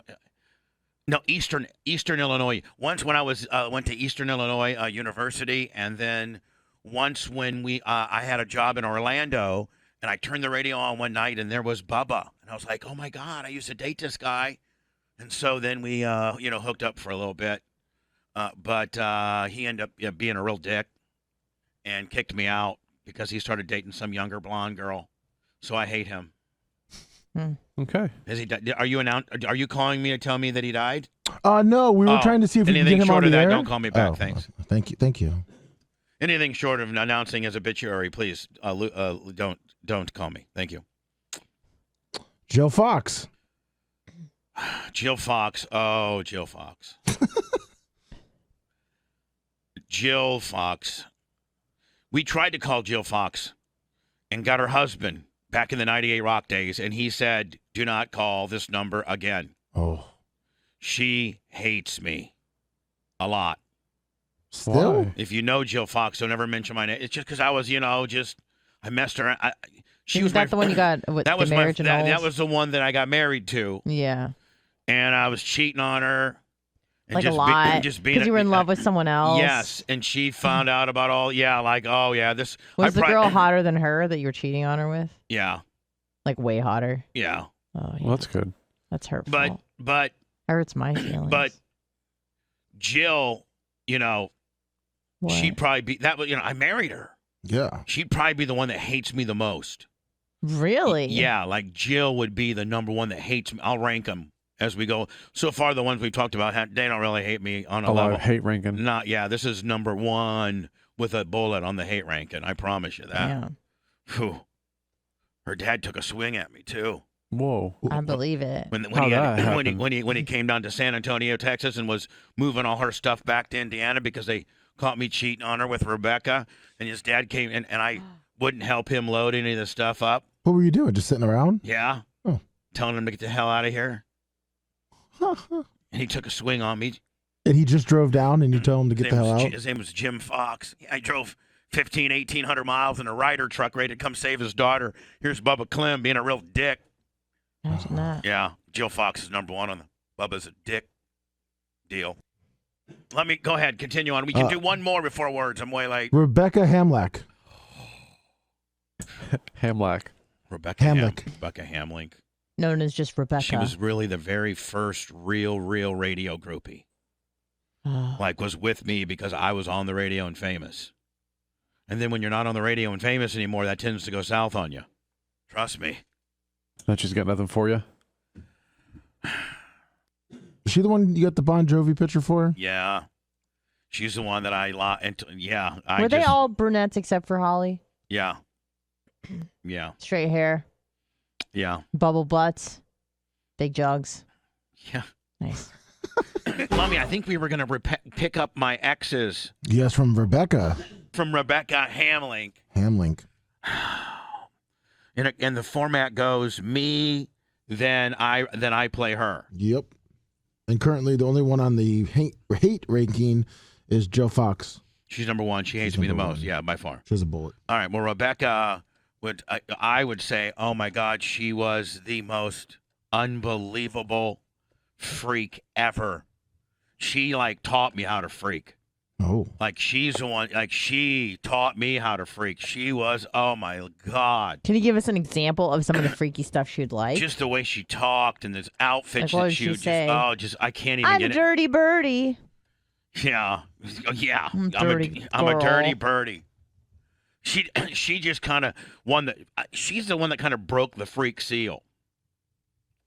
So yeah. So now, Lummy, I'm gonna be her. Okay. You have to in ask. bed. No. Oh, sorry. No. She's if somebody was to ask her.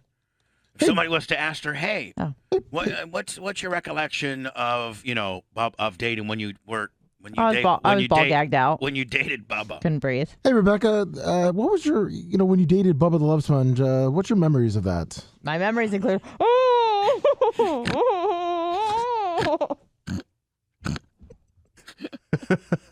What was that? Rebecca, what was that again?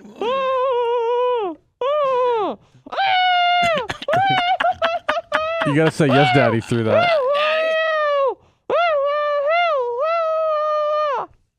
Nope, not taking it off until you say the code word. Clearly. So I must hear it clearly, otherwise no ball gag. I think she would say, it was good for a while, but then when he left Grand Rapids, he became a little insecure bitch, and I fell in love with another dude. Oh, she left you. Yeah, yeah. Because you were insecure? Well, no, because I was no longer the hot slinging radio guy in her market. Oh. I met her in Grand Rapids, and then I moved to San Antonio because I got fired from Grand Rapids. And you can't make long distance. I mean, if you're a group, if you're dating a groupie, right? I mean, she's not gonna fly to San Antonio because you're the number one guy in San Antonio. She wants to be able to turn on her radio in her little bedroom, listening to her little new kids on the block, dedicated by her guy on the radio, saying that she's the hottest bitch in the entire world. That's what they wanted. Anyway, Lummy, what's the next one? Holly Marshall, the blonde. The blonde. I know. She, babe. This would be me talking about Holly.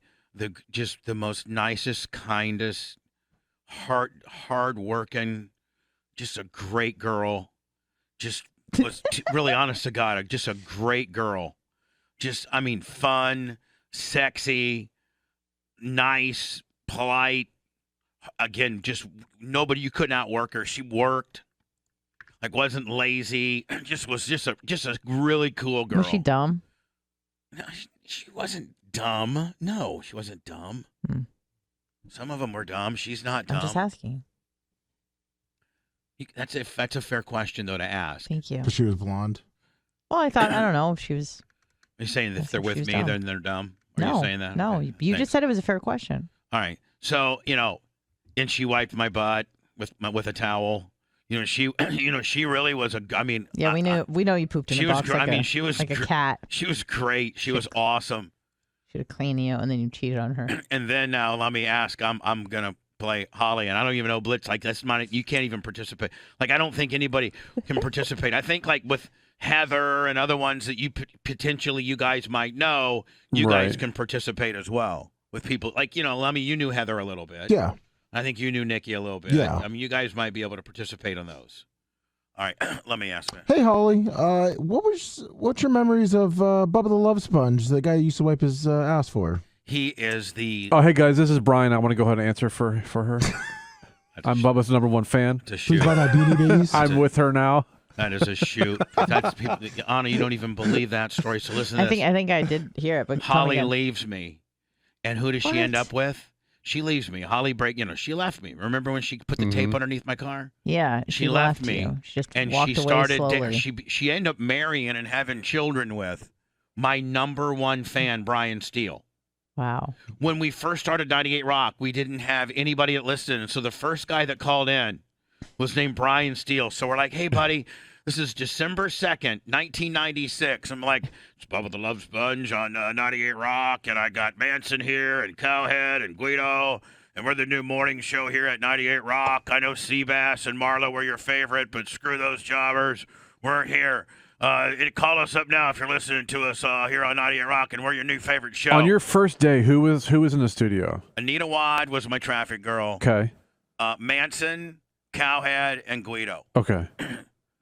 And so, call us. I got one guy that called. One guy on it called. Mm-hmm. Hi, my name's Brian Steele. I work at a You talk hospital. like that? I work at a hospital, and I am your number one fan.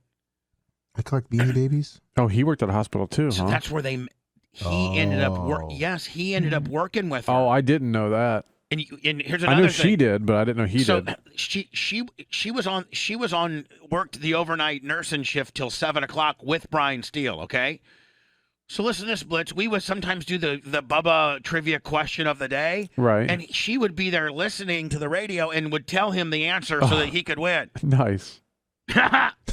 My God. God, my movie would be epic. Oh, so. I So need Holly, so what do you think? Thank you, Brian. But Holly's answer. He is the most disgusting, lying, cheating pig of a man. I hate him. You're lucky I don't call the cops because you asked me that question. What number would you put her at? Number 2 most hated. Oh, Yeah, she's number 2. Can you blame her though? No, I cannot. And you pooped in a and box I and you really made her can't. clean I it. can't blame. I And can't then you blame. cheated I on can't her. blame one either.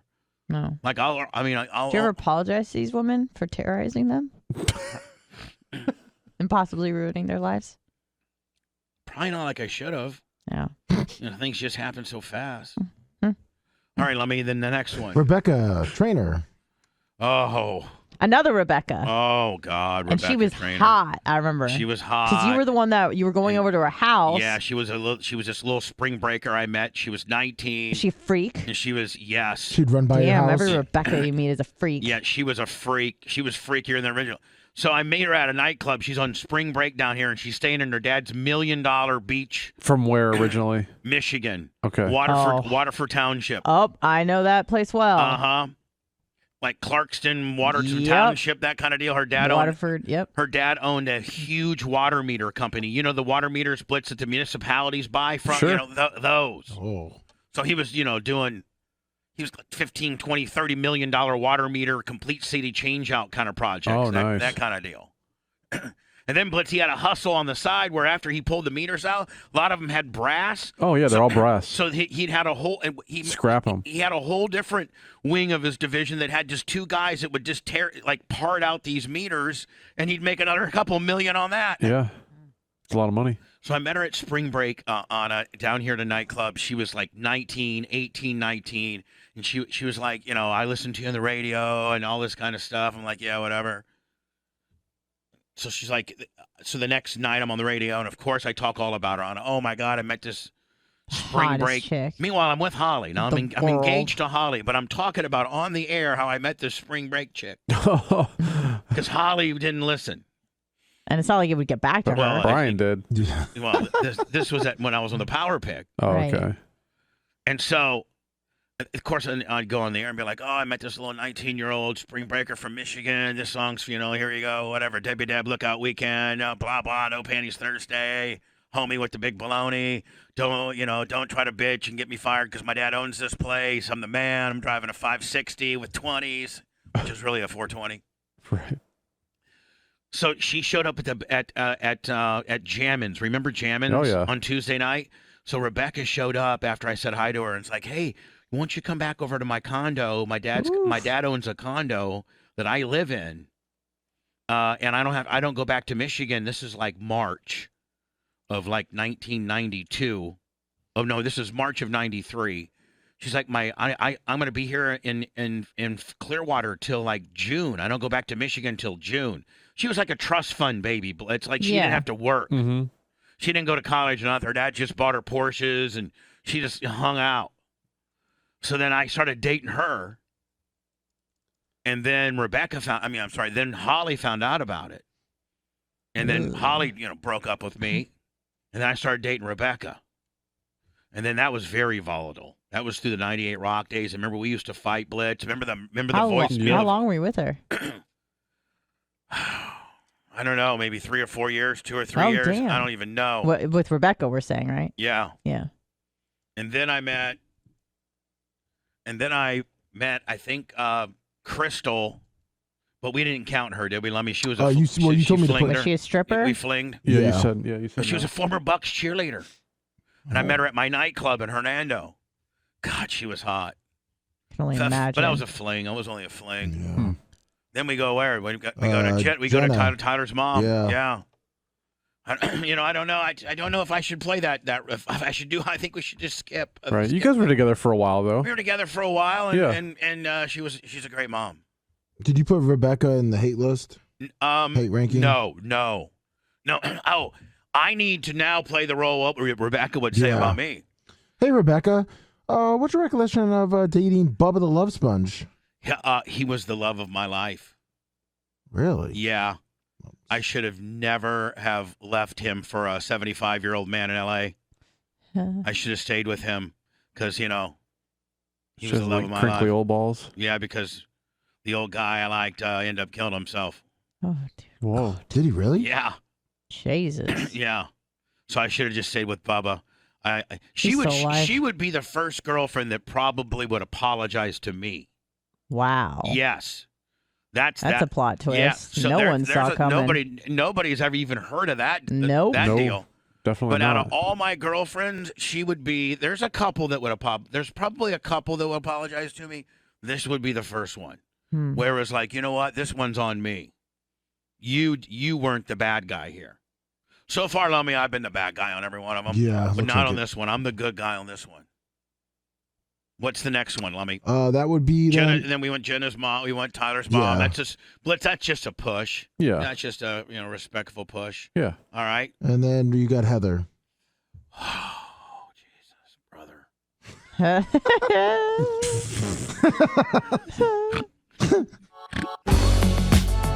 Let me remember when I said there'd be Rebecca potentially would be the one that would apologize. Yes. Hey, it's I have paid you numerous amount of time, and you have. Tell me right now if you're a guy.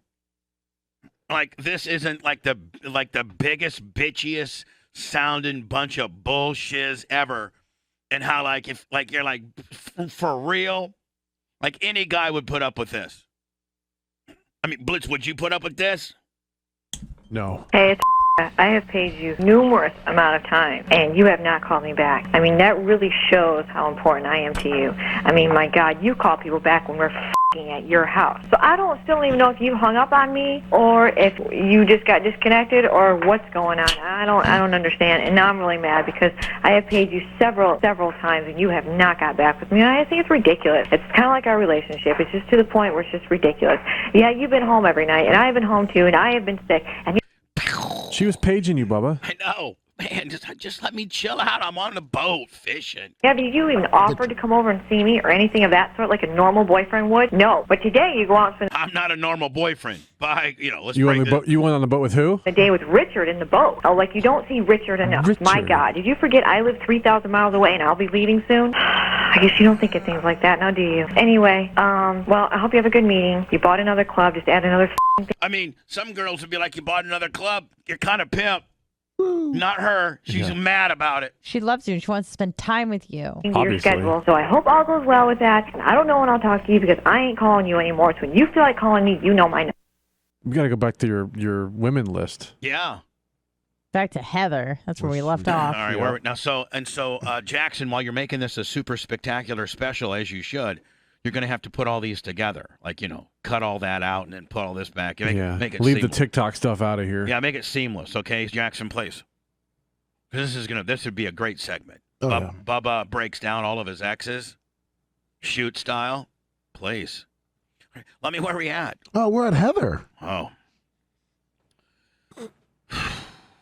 I got to play me to her and then her to me. That's how we do it, right? This is Yeah. the format.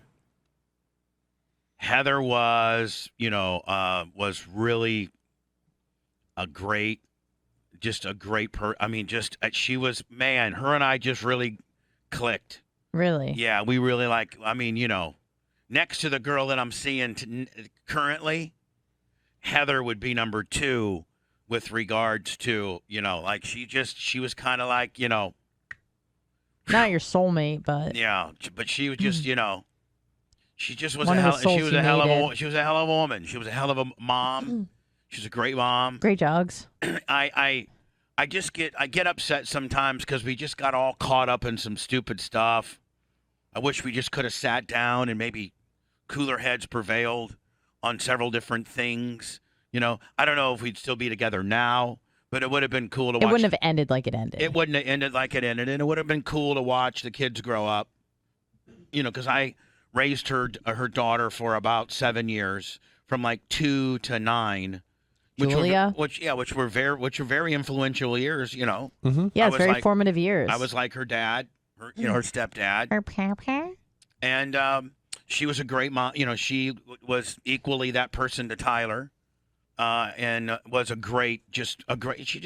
was just a great person. And it's just a really unfortunate scenario Yeah. that people think about us. If you think Bubba and Heather, you think automatically of me letting Hogan blast her. Right. And it's just not a good.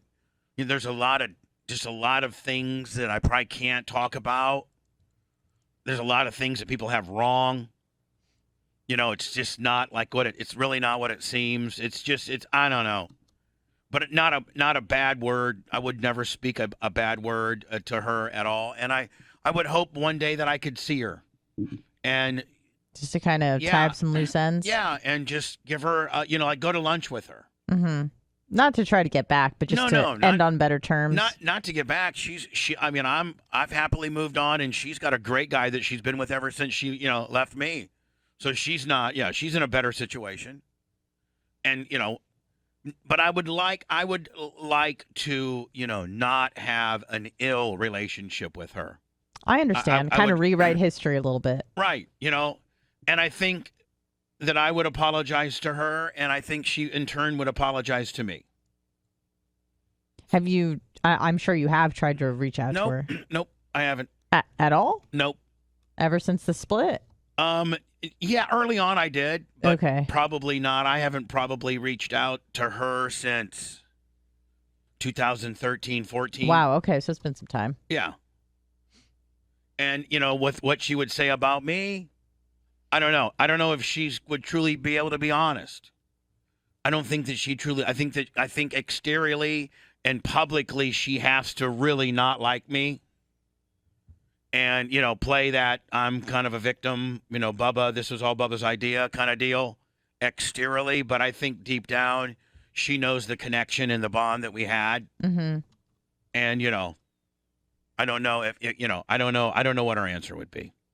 Probably not kind. All right, Lummy. Next. That would come to Nikki. Nikki.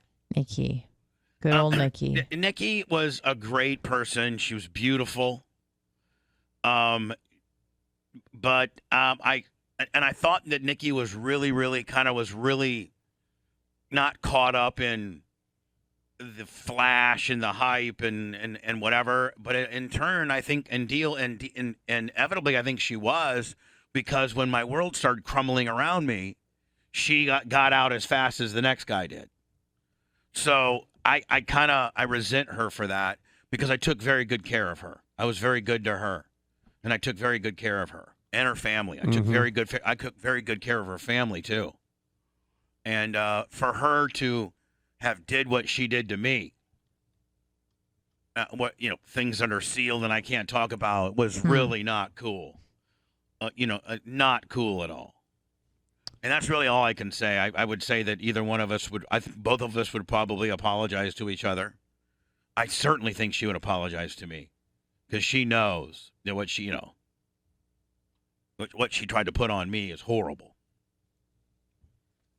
I think that's it, Lummy. That's it. And then, who I'm with now currently. Yeah, say some words about that. Yeah, I mean, I can't say enough good things. And I can't say enough, really got my back. A person that really has my back. Oh, my God, yes. Oh, yeah, there's no question there. Like really has to my a back. fault almost. Mm-hmm. And it's just it's such a breath of fresh air to have somebody pulling for you, for real. And a very kind human being, very nurturing. And she's got big knockers. And she's got huge knocks. Which, Yeah. I think they all had. Can't even hug her without molesting her. Which is a good thing. So anyway, there you go. I mean, hopefully Jackson will be able to make that into a spectacular. Woo. Hootie headbutted me, and I thought I was going to Bubba Saget myself right there in the pond. Okay, do you have a helmet? It's funny because it didn't happen, but I had a headache all day. Yeah, you probably concussed. I had a headache Can I have all a day. helmet? it was like a week or two ago, and he told me like after the show off there, he's like, I got to tell you, Hootie headbutted me, and it's bad. Sometimes, like, I'll have to break like my real life down to Blitz. Mm-hmm. Like, Blitz, guess what? I was messing around with Hootie yesterday. Sounds weird. Yeah, brother. What do you mean? Hootie's back. This show's so inside. You know what I'm saying? Right. I can see where if you just stumbled upon the show, you'd be like, I am lost. Yeah, he said brother, and I laughed. What the hell does that even mean? With the Blue Jays and the Exes and the ass towels and just, it's just, I can't understand it. They live in this whole world. They got this whole language. They got this hierarchy. They're begging for money nonstop. I mean, my Lord. Oh, the serious days. I didn't even realize how special those days were as they were happening. And I often think about our lives right now, like, 2022 and everything that is happening. We obviously have a great show. We obviously have we have a whole different set of people and dynamics. And now for the first time in the program's history, we have a inner romance that's happening as well. Yep. And I wonder if 10 years from now, life will suck so bad that we'll be looking back at these times saying, wow, those were some real special times. We didn't even really didn't step back during those moments and enjoy those times or appreciate those times. Did you ever watch The Office?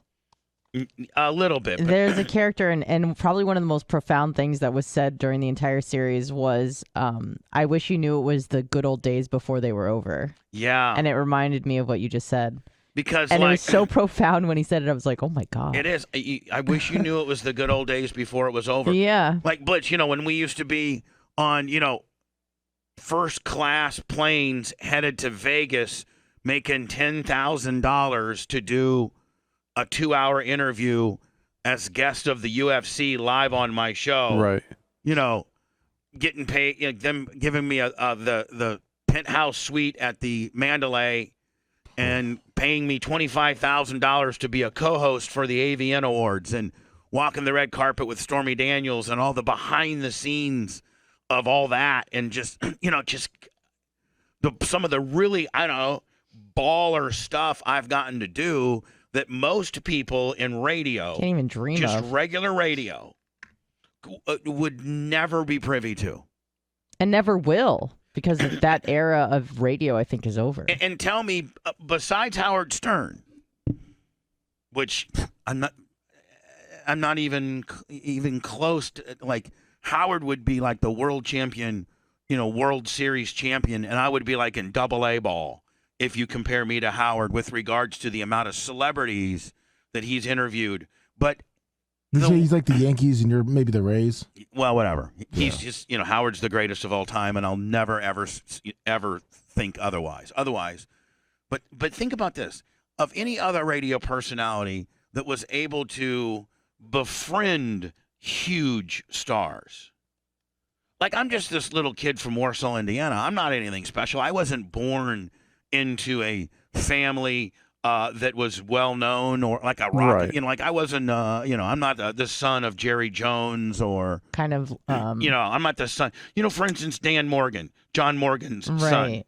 He, the Like, circles you that haven't he been traveled. grandfathered in. Right, I haven't been grandfathered in. My You dad gotta make your own way. My dad, was a factory worker. My mom was a school bus driver, and I was basically a high school flunk out. And I went on to become, just through my charismatic personality, of not even my personality off the air, but my personality, how I am as a person. And most people that listen to the show don't really know me personally. Do you know you? Yeah. Oh, yeah, I know me. Please. Well, I wonder if, like, because you were this larger-than-life character for so long on the air, that your real-life personality kind of merged in with that. I think personality. there's a part. I think there's a portion of that eventually that doesn't get established right away because, But just think about this. I'm just this, radio. I'm just this guy who didn't even really want to be in radio. A lot of radio guys are like, man, I'm going to be in, like MJ was such a nerd. He was like, oh, I knew I wanted to be on the radio when I listened to WABC back in the day and heard. Man, I used to listen to the radio and I used to like dudes, like I would, the WLS, the morning show, the Larry Lujak, Tom Records, Landecker, I had favorite radio personalities, but I wasn't really enamored with talk radio, so to speak. And back when I grew up, there wasn't a lot of talk radio. Not until the Fair Doctrine Act was talk radio a thing. Did you know before the Fair Doctrine Act, Anna, that radio stations could not have a talk show that leaned one way? Because if you did, you had to offer the party that a talk show. So, like, you couldn't have Rush Limbaugh on there just spewing a bunch of conservative stuff if you didn't offer the Democrats equal time on another show to counterbalance. And then I think the Fair Doctrine Act might have been signed by either Reagan or Clinton. So wait, the same station, or that's what changed radio. What do you mean? What do you mean, like the same station or the same show? No, or? the same station. Oh, station. So, okay. like, if they had Rush Limbaugh that's why Rush's career didn't explode until after that. This is showing you the true radio historian I am. Mm-hmm. You think I'm just some guy back here that's funny? No, I truly am a student of radio. Once I got into it, I've been doing radio 36 years. I know radio pretty well. I mean, you don't do something for 36 years and don't end up good at it. Right. Hopefully. Even if you were just changing oil for 36 years, you'd be a pretty damn good. But you'd know every filter on every car and every little idiosyncrasy and which ones were finicky and which ones the housing tend to crack, and you'd just know everything. Am I right, Blitz, on the Fair Doctrine Act? Yes. Okay. Was it Reagan or was it Clinton? It was in 87. Reagan, and that basically, if I remember it correctly, prior to the Fair Doctrine Act, a radio station couldn't have a talk show that leaned one way or the other without giving equal time to the opposing party. Yes. And you had to present both sides, right. Basically. You had to present both sides. So you could never have one guy. If you had a talk show on it, he'd have to say, well, Jimmy Carter probably isn't that good of a candidate. I think Ronald Reagan is probably better. But you know what? Hey, Jimmy's got some good stuff about him now, too. Nobody wanted to hear that. People wanted to hear rapping Ronnie Reagan's the man. Jimmy Carter, you suck. Right, that's way more entertaining. Grow peanuts, bitch. But you couldn't say that on the air. So after the Fair Doctrine Act that Ronald Reagan signed, it basically allowed radio personalities to have a very strong opinion and not have to give both sides. And that's what talk radio exploded on. Yeah, and up until then, people still were doing the one-sided. It was getting towards like where they didn't enforce that anyway. Right. It was an antiquated law. Yeah. That got less and less scary. The longer away from it they got. It was in the 60s and the early 70s. It was very much, everybody was very scared of it because the government, didn't want you giving opposing sides to Vietnam and things like that. But then as the middle 70s Yeah. kind of going on, and stations started kind of doing their own thing. It was a different time. We weren't in a war necessarily. Wait, so could any one person be opinionated, but they just had to have Both sides. both sides? Yeah. So if you were like Anna Hummel, So you you'd could have be to opinionated, but you had to have like Johnny left wing also along with Johnny right wing. Well, they even took had time on it. Like if you talked 18 minutes pro, this, you had to go you had to have a guest or go 18 minutes on the other side. Mm-hmm. So it was, and then radio became less and less scared of it. I don't know when it probably was made into law like in the 30s or 40s, something like that. But then radio became less and less scared of it. And then Ronald Reagan signed this bill saying, no, you can let it rip. Say whatever you want. So then that's when, talk radio exploded. And I never was really into talk radio because I didn't, Blitz, I didn't get it. When I was growing up in the 70s, you had funny radio, like Zookeeper Nut Hut deal, but not any like Bob Lassiter or, Neil Rogers or like opinionated. Rush. None of that. No. And that probably didn't interest you as a young boy anyways. No, I wanted to know if A.J. Foyt was going to be on the pole of the Indy 500, or, how hot Lori Howard's ass was going to look. Well, did you ever listen to like just a strictly sports show when you were younger? They didn't have them. There was not, the only sports on the radio was the game. Oh. So you could listen to I could listen to the Packers game out of WTMJ. I think WTMJ 620 out of Milwaukee. But sports commentating was not a thing? No. Interesting. I thought that's been around for ages because, No. You can't offend people just by talking about stuff like that. Not for the most part. Yeah. I mean, they'd have like the Mike Ditka show on a radio station, but it wouldn't be, two guys talking about the game. It would be a guy in there with the coach just giving softballs to him. Yeah. Lummy, you're probably familiar with that, right? Like John McKay probably had a show and be like, John, I know you guys got beat 85-0, but special teams looked pretty good, didn't they? Yeah, it was always pro the coaches. Right. So I didn't grow up wanting to be in radio, but I got in radio, just kind of, I don't know, flim-flammed my way in. I had a friend. I saw him in radio. I think I've told this story a little bit. Yeah. And I was like, man, that seems like if you're on the radio, man, people like you. You get free stuff, maybe a little ass. You tell me right now of a guy that just is a sophomore in college, Lummy, and you see a job where you can get free stuff, people think you're cool, and you get some ass. Oh, Blitz, there's not a man that I know, Blitz, regardless of what that job pays, that wouldn't want to go after that job. Sure.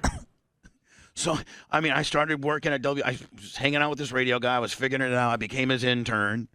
Then I became his driver. Then I became like his bodyguard. Then they started letting me do like commercials. Be like, don't forget Z-Bart's offering a $99 undercarriage spray. That's right, Z-Bart.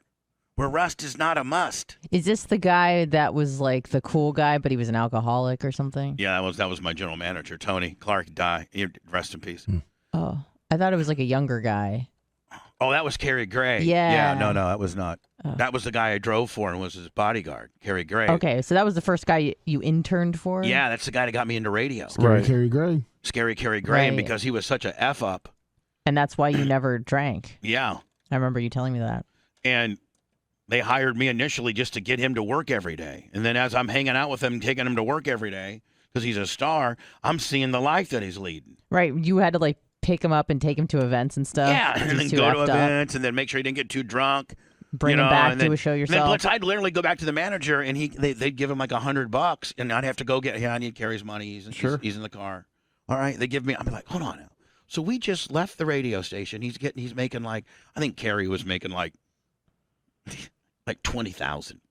But back in what, in the mid 80s? This is like 1986.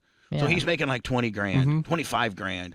But Blitz, he's out 6-7 nights a week making another $100 cash. Sure. So I'm like, hold on now. So we just got off the radio station and he was just in there playing records and all these chicks calling him up, telling him how cool he was. And he was telling everybody how cool he was. And he was acting like he was the man. And then we go to this bar And all these chicks like him because he's, the guy on the radio, and everybody's just falling all over him. Free food, free drinks. He's so drunk that he can't walk right now. He's a pimp enough for the station to pay for me to drive him around, and I'm going to the manager and getting a $100 bill. Now, what's not good about this? Yeah. Right? Exactly. So, but then within the world of finagling myself onto the air, getting a show from that, and then becoming really good friends with Larry Bird, and becoming through radio, and then becoming really, really, really good friends with Deion Sanders. And when I talk about good friends, you guys know I'm not name dropping, but these are truly my friends. Like, these are my friends. Yeah. Tony Stewart and Deion Sanders are the same as Blitz and Jimmy K. Like, they're my friends. Yeah. Like, yes, they happen to be very famous, but they're my friends. Sure. So, and I speak about my friends. But what other radio guy could start from? And I barely graduated high school because I didn't care. One, because I wasn't smart, because I didn't care. Mm-hmm. Right. Like, this is stupid. I hate this. It was stupid. It's like, I'm never gonna do any of this calculus, algebra stuff in life. I want to be a high school football coach. That's what I wanted to be. I wanted to be a high school football coach or a dentist. And I wasn't smart enough to like being a dentist. Are you kidding me? I couldn't stand on my feet all day and deal with the public. Please get out of here. Their mouths. God, when's the last time you brushed those teeth, you little heathen? Get out of here. Working on those things. Pepsi mouth. That's what we used to call you in Warsaw, Indiana, when you had all rotted teeth. Pepsi mouth. Because your mom just let you drink Pepsi all day. Mm-hmm. So here's this guy who barely graduates high school, goes to Indiana State, flunks out of that, finagles his way into this radio job, and then becomes, while I'm in Terre Haute, I became friends with Larry Bird. Now, that even takes you to the next level. Because when you're in Terre Haute, Indiana, in 1986, 87, and you're going to dinner with Larry Bird when he comes to town because you're and I got lucky on that, on how I became friends with him. I became friends with Larry Bird because the general manager of my radio station, Tony Clark, was Larry Bird's best friend in high school, and they played on the high school basketball team together. So did you meet Larry first or Jeff? Oh, no, hold on. I met Jeff first. Okay, that's what I thought. No, I met Larry first. Oh, okay, I didn't know that. So Tony, I thought you were friends with Jeff first. No. So in 1986, I'm on the air. It's during the off season, like it's in the summertime. The NBA is off. I think Larry Bird just won the MVP. He sure did, in a championship. And so he's coming back to Terre Haute. And they're having this big Larry Bird comes back to Terre Haute kind of deal, big festival like Blitz. There's going to be 10 zillion people out there.